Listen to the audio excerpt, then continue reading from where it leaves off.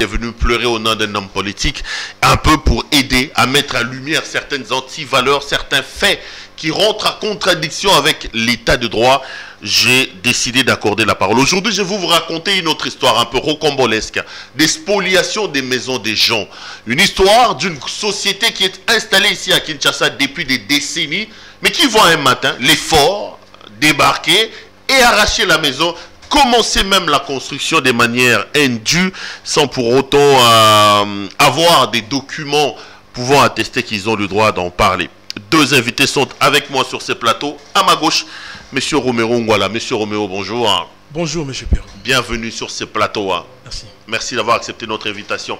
Et à ma droite, j'ai donc Monsieur Évariste Mbouyi. Monsieur Mbouyi, bonjour. Bonjour, Monsieur le journaliste. Je rappelle que vous aussi, vous êtes donc victime. Les deux sont des travailleurs de la société Mobimetal. C'est donc cette société-là qui a vu sa concession être spoliée au moment où nous parlons. Monsieur Romeo Ngwala est responsable administratif de la société Mobimetal, alors que Monsieur Évariste Mbouyi est donc directeur technique. Je voudrais bien commencer de ce côté parce qu'il y a la caméra disponible et de ce côté ici. Monsieur Romeo, vous êtes responsable administratif de cette société-là. Oui. Ça fait combien d'années vous êtes engagé? Ça fait pratiquement 10 ans que je suis engagé à Mobimetal Entreprise. Vous travaillez dans cette concession-là tous les jours?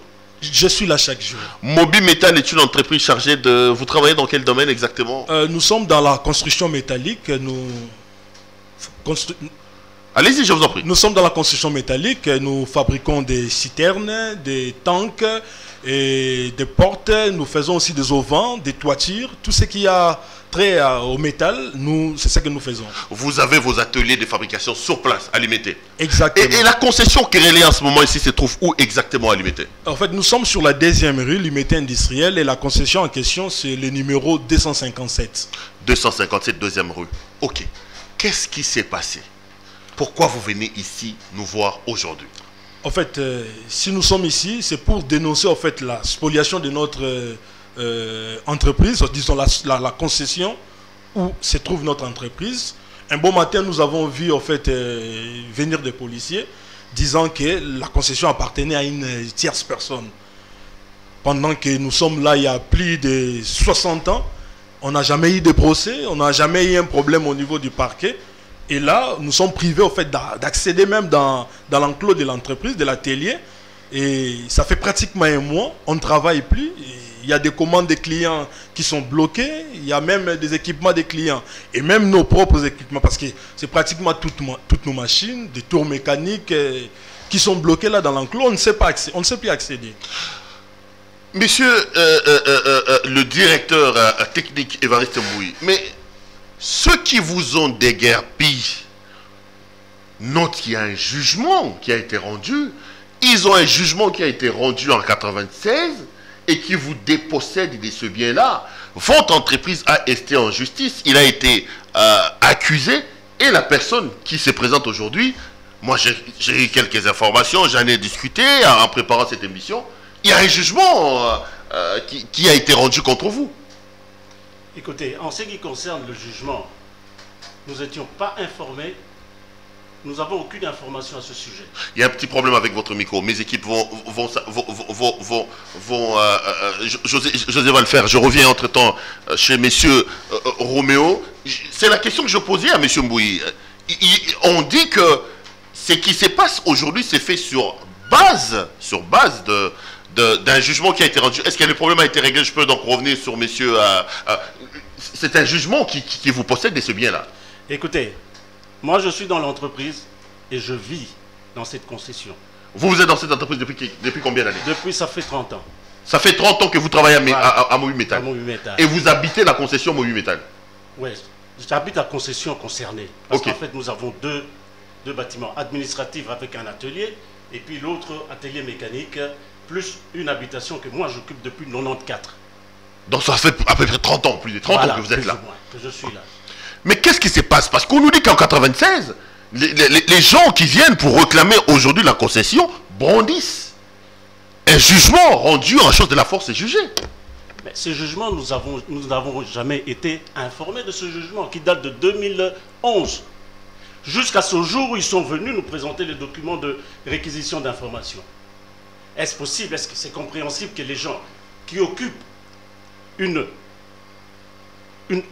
concession, qui ait un jugement, qui ne soit même pas informé, un jugement qui date de 2016 jusqu'en 2021. Vous n'avez jamais été convoqué. La société Mobile Métal ne s'est jamais présentée dans un tribunal parce que accusée d'avoir occupé plutôt illégalement la concession. Absolument pas, absolument pas. Moi-même, j'y habite. Jamais nous avons été informés, soit contactés au sujet de ce prétendu jugement. Mais c'est sur base de ces jugements-là que ces gens-là sont arrivés, justement. Mais c'est comment? Le jugement a été rendu, comment on dit ça, sans la présence des parties, c'est un jugement par défaut. Qu'est-ce qu'on vous dit exactement? Quelles sont les informations à votre disposition? Écoute, pour le moment, l'information que nous détenons, c'est un jugement en défaut. Parce que nous n'étions pas là, nous ne sommes pas informés de quoi que ce soit. Mais le jugement a été rendu en faveur de qui? On prétend en faveur de l'autre partie, qui serait le propriétaire, c'est Boyata. Boyata, je crois. Oui, un certain Boyata. Un certain Boyata. Oui.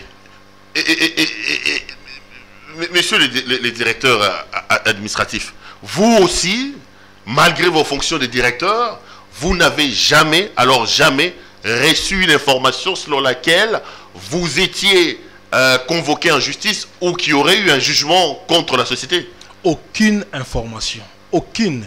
Même dans un premier temps, on a cru que c'était une erreur d'adresse lorsque les policiers sont arrivés.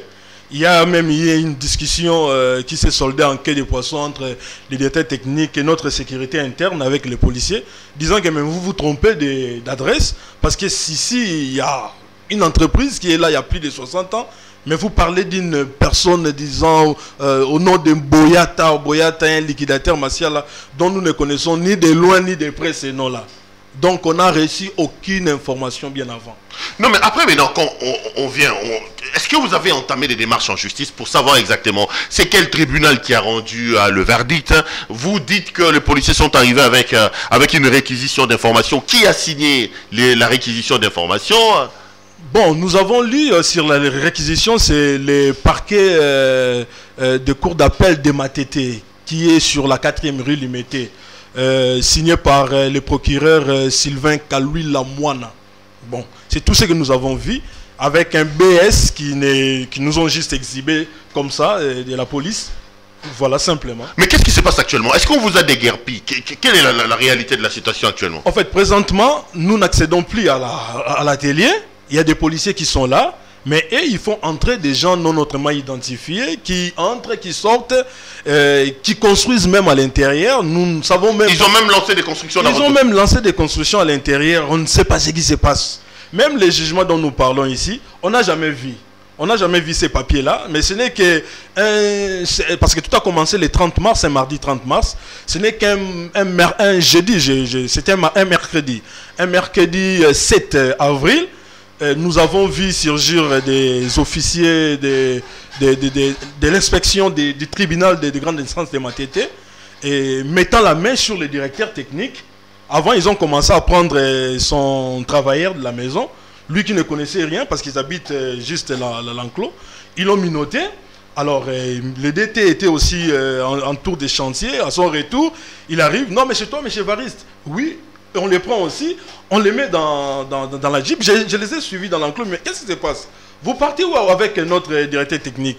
Non, suivez-nous à Matete. Matete où? Au tribunal de grande instance vers la commune. Mais qu'est-ce qui se passe? De quel droit vous les prenez? Vous avez quel document qui vous donne l'autorisation de prendre notre directeur technique? Le monsieur me fait sortir à l'extérieur de l'enclos de la parcelle pour me montrer les écrits qu'on a écrits sur les murs, jugement exécuté, quelque chose comme ça.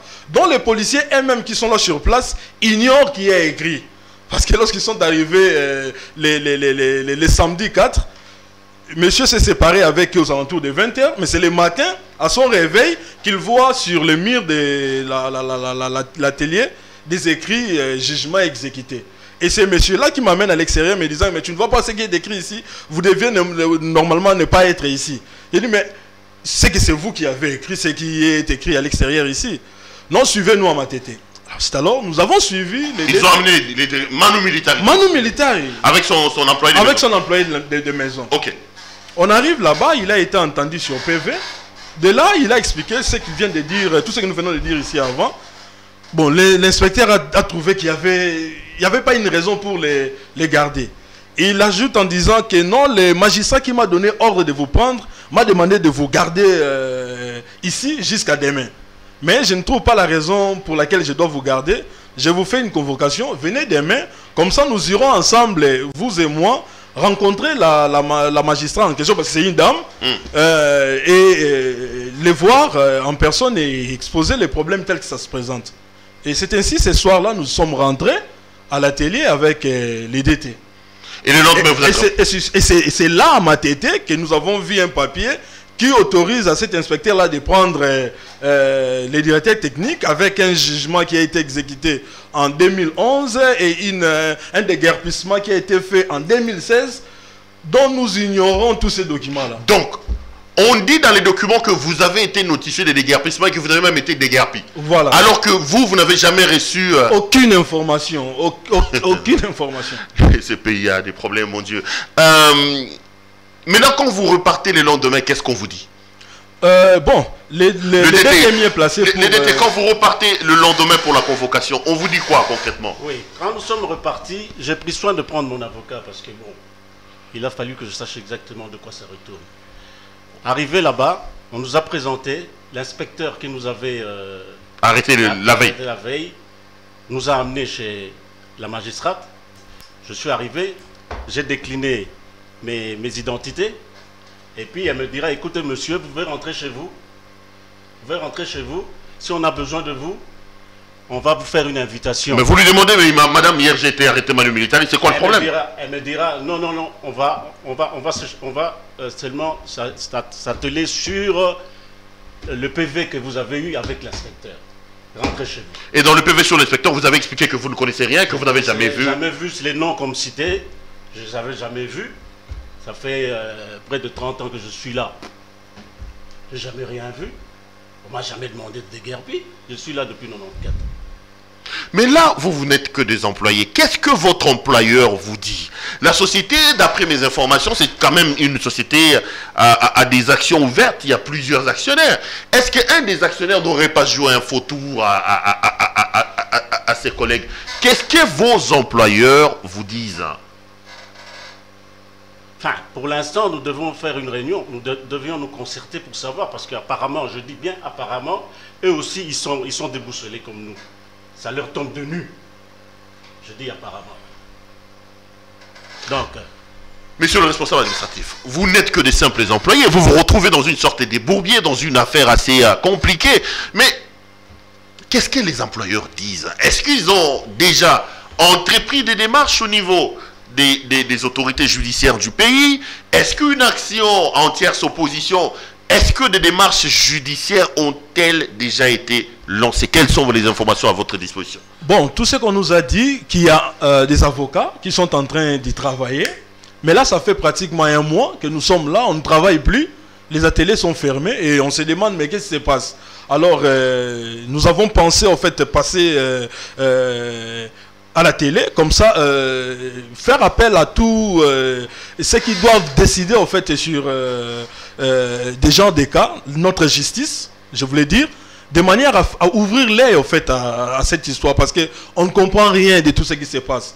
C'est une entreprise, moi je pense, pour fermer une entreprise, on doit d'abord les prévenir. Il y a plusieurs familles qui vivent derrière. Et nous savons... L'entreprise emploie énormément de personnes. Voilà, il y a plus de... Et ça fait un mois que les mères des familles, des pères des familles travaillant dans l'entreprise. Ils viennent là, ils croisent les mains, ils savent quoi faire. Et nous, nous ne savons que faire. Voilà un peu ce qui nous amène ici. Vous voulez donc là lancer un appel de détresse, un cri d'alarme auprès des autorités, et que ce soit judiciaire et que ce soit politique. J'ai l'habitude de ce genre de situations. Généralement, vous entendrez, c'est tel politique qui est derrière, c'est tel général qui est derrière. Est-ce que de vos informations, y a-t-il un homme puissant? Y a-t-il un homme politique? Un homme, un haut gradé de l'armée qui tirerait les ficelles de la situation? Est-ce qu'il y a quelqu'un qui est caché dans la brousse dans cette affaire? Bon, écoutez, je ne sais pas vous préciser parce que là, nous sommes en train de vivre en fait une histoire que nous ne connaissons pas le débit, je ne sais pas, parce que nous assistons en fait aux entrées, aux sorties dans l'enclos, parce que comme le DT vous a dit, nous avons des concessions. Il y a une concession dans laquelle il y a notre bâtiment administratif. Il y a une autre concession dans laquelle il y a l'atelier. Non, mais les bâtiments qui est pollué pour le moment, c'est lequel? L'atelier, là où il y a l'atelier. Et là, nous sommes dans les bâtiments administratifs, nous venons chaque jour. Dans les bâtiments administratifs, il n'y a encore rien. Il n'y a rien. Les deux concessions sont séparées par un mur ou par un... Non, ils sont séparés juste par une petite rivière qui passe par la 2e rue, là. Ok. Voilà. Alors, nous voyons entrer des militaires, des gens des cadastres que nous avons reconnus. Il y a plusieurs personnes qui entrent, les véhicules qui entrent et qui sortent. Il y a même, samedi, une bande de jeunes avec des t-shirts écrits derrière Succession Boyata. Des gens, rien qu'à voir, vous sentez que ce ne sont pas des gens sérieux qui sont là dans l'enclos, alors qu'il y a toutes nos machines dedans, il y a tout ce qu'il y a à nous dedans. Et nous n'avons pas accès à ça. Et nous risquons, en fait, de perdre tout, en fait. Et là, ils ont même commencé les constructions. Qu'est-ce qu'ils construisent exactement? Vous voyez seulement les murs être deux. On a vu deux murs déjà séparés, l'atelier en 2 parties. Il y a encore un autre mur qui vient en perpendiculaire à ce mur-là. Donc je suppose qu'ils sont en train de morceler. Et moi, je suppose aussi que tous ceux qui entrent, peut-être ce sont des clients, je ne sais pas. Qui viennent pour voir, on vend, voilà. C'est une grande concession quand même. C'est combien? Vous avez une idée sur la superficie de la concession? C'est plus de 50 mètres carrés. Hein? C'est plus de 50 mètres carrés. Non, il doit faire à peu près 70 mètres sur, comme ça, 2 hangars sur plus de 60 mètres. C'est quand même une grande parcelle. Ouais. C'est quand même une grande parcelle, c'est énorme. Monsieur le DT, là, vous dites quoi? C'est l'impuissance, c'est l'injustice. Vous dites quoi à votre fort intérieur devant une telle impuissance? Moi, à mon fort intérieur, je pense que c'est une grande injustice. Parce que je ne peux pas concevoir qu'un jugement qui a été fait dans les normes en 2016, on vient nous prendre la parcelle en 2021 sans qu'on soit au courant. Il y a un problème. Il y a sérieusement un problème. Voilà tout ce que je peux dire pour l'instant.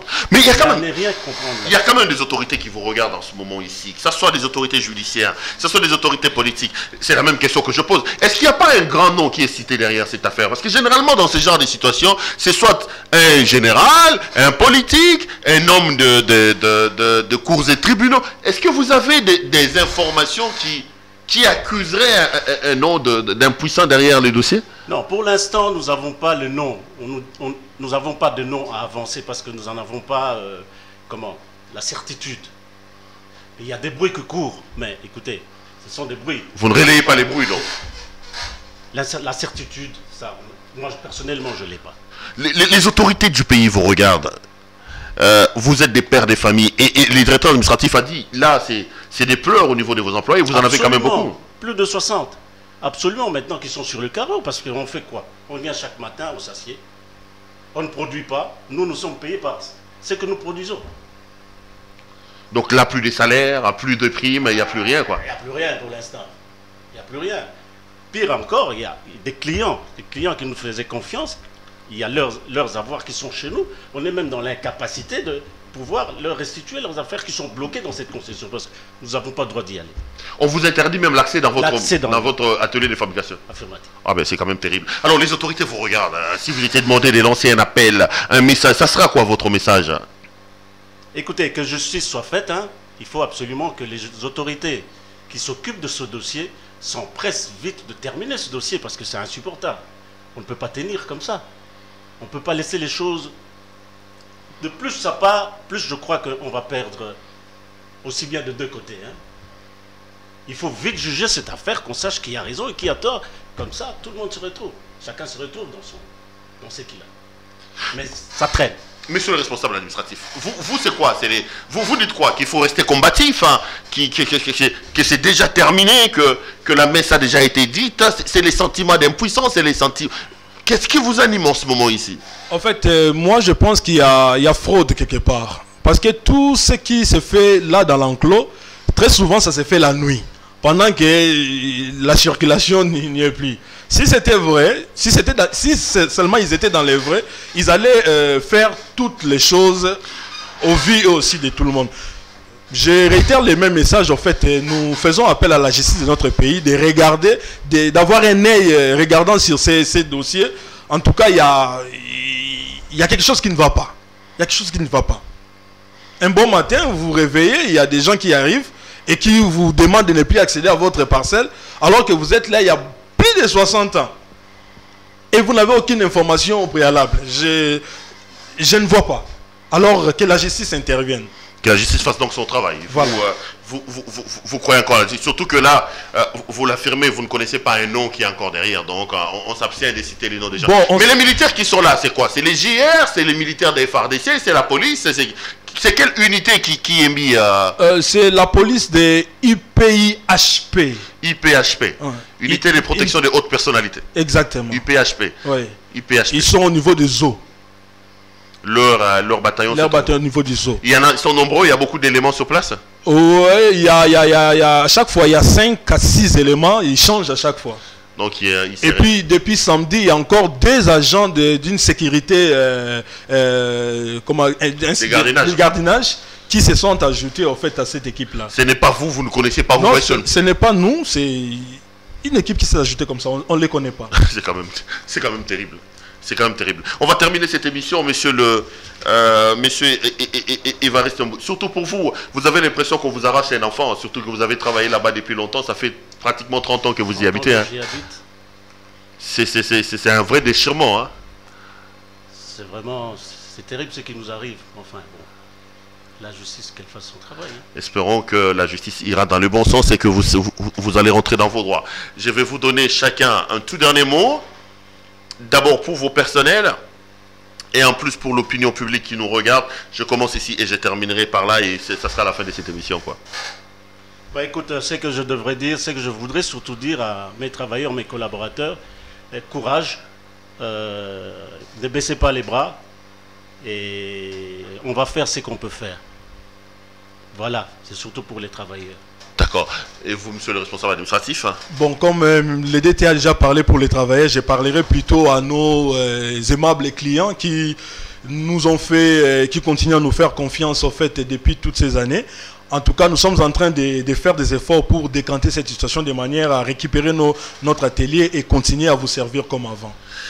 Voilà, on va donc terminer cette émission par là. Vous l'avez suivi, c'est encore une fois de plus des problèmes, des spoliations des maisons. Le mode opératoire est toujours pareil. Hein. Moi, j'ai l'habitude de ce genre de situations. Qu'est-ce qu'on vous fait? On organise pour vous avoir un jugement par défaut. Ça veut dire que vous n'avez jamais été appelé, vous n'avez jamais été entendu par un matin. On voit un monsieur débarquer avec un jugement obtenu. Et quand vous regardez, on vous dit que le jugement a été obtenu par défaut. Et après, c'est la police qui intervient. Et après, c'est compliqué. Je pense qu'à un moment donné, nous devons être sérieux avec nous-mêmes. Et si nous aimons ce pays, il va falloir que les gens apprennent à respecter la loi. La règle des droits, il est une règle abstraite parce qu'elle doit s'appliquer de manière impersonnelle et elle doit s'appliquer de manière générale concernant tout le monde. Donc, je pense que pour les familles, pour le personnel de cette entreprise, quelque chose doit être fait. Donc moi, je voudrais profiter de l'occasion pour me joindre à leur voix, lancer un appel pathétique. Lancer un appel pathétique. Je ferai une émission personnelle sur ces cas parce que j'ai quand même vu presque une centaine de personnels. Quand vous avez une entreprise où vous avez 60-70 personnes, prenez chaque personne, on sait qu'on est africain, on est des Congolais, mettez 3 personnes derrière chaque famille, vous les multipliez donc x 3. C'est des centaines de personnes qui aujourd'hui sont privées de leur repas, sont privées de leurs frais de ménage, sont privées de leur loyer. C'est extrêmement compliqué. Et dire que c'est une entreprise... Ici, on demande aux gens de pouvoir investir dans leur propre pays pour réduire sensiblement le nombre des chômeurs. Entre-temps, c'est le même pays, via ces institutions, qui vient tordre le cou aux efforts que les individus fournissent pour résorber le problème de chômage, alors je me demande qu'est-ce que nous voulons exactement, une chose et son contraire. Donc je me joins à eux pour lancer cet appel pathétique aux autorités de ce pays. On en a marre, cette histoire des spoliations, ces histoires des maisons des gens qu'on arrache, ces histoires des concessions qu'on arrache. On attend vraiment qu'il y ait finalement un Moïse qui sortira le pays de ses bourbiers. Je parle de Moïse, non pas en termes politiques, il s'entend en termes de justice, un procureur, je sais pas moi, quelqu'un qui viendra, qui mettra un peu de l'ordre dans ces domaines-là, qui mettra de l'ordre dans nos causes et tribunaux. Donc, je reviendrai sur ces dossiers, c'est juste un premier épisode. Je tournerai plusieurs épisodes, parfois je serai moi-même pour en parler. Madame, Messieurs, l'émission est terminée. Si vous l'avez aimé, dites grand merci à l'équipe technique qui a fait un travail remarquable pour me permettre d'entrer en contact avec vous. Je vous retrouve demain pour un autre numéro. Portez-vous bien et restez branchés sur nos programmes. Bonsoir chez vous.